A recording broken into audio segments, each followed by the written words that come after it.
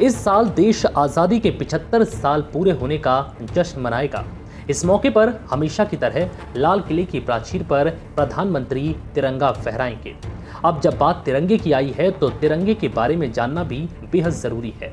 क्या आप भारत के राष्ट्रीय ध्वज तिरंगे का इतिहास जानते हैं? तिरंगे को लेकर क्या नियम कानून हैं, चलिए आपको बताते हैं। भारत के राष्ट्रीय ध्वज को इसके वर्तमान स्वरूप में 22 जुलाई 1947 को आयोजित भारतीय संविधान सभा की बैठक के दौरान अपनाया गया था, लेकिन भारत के राष्ट्रीय ध्वज के तौर पर इसे 15 अगस्त 1947 और 26 जनवरी 1950 के बीच में अपनाया गया। हमारे लिए तिरंगा बेहद महत्वपूर्ण और गौरव का विषय है। तिरंगे को तिरंगा इसमें इस्तेमाल होने वाले केसरिया, सफेद और हरे इन 3 रंगों की वजह से कहा जाता है। इसके मौजूदा स्वरूप का विकास भी कई पड़ावों में हुआ है। तिरंगे को आंध्र प्रदेश के पिंगली वेंकैया ने बनाया था।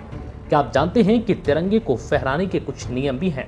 किसी मंच पर तिरंगा फहराते समय जब बोलने वाले का मुंह श्रोताओं की तरफ हो तब तिरंगा हमेशा उसकी दाहिनी तरफ होना चाहिए। बताया जाता है कि भारत के राष्ट्रीय ध्वज में जब चरखे की जगह अशोक चक्र लिया गया तो महात्मा गांधी नाराज हो गए थे। रांची का पहाड़ी मंदिर भारत का अकेला ऐसा मंदिर है जहां तिरंगा फहराया जाता है।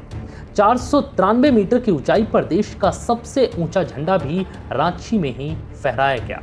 देश में फ्लैग कोड ऑफ इंडिया नामक एक कानून है जिसमें तिरंगे को फहराने के नियम निर्धारित किए गए हैं।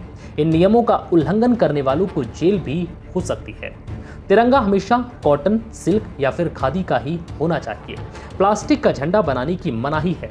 तिरंगे का निर्माण हमेशा रेक्टेंगल शेप में ही होगा जिसका अनुपात 3:2 है, जबकि अशोक चक्र का कोई माप तय नहीं है, सिर्फ इसमें 24 तिल्लियां होना आवश्यक है।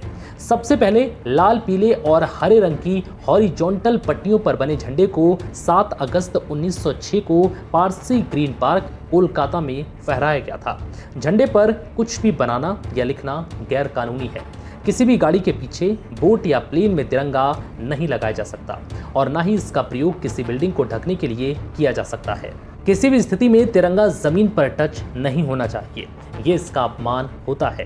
तिरंगे को किसी भी प्रकार के यूनिफॉर्म या सजावट में प्रयोग में नहीं लाया जा सकता।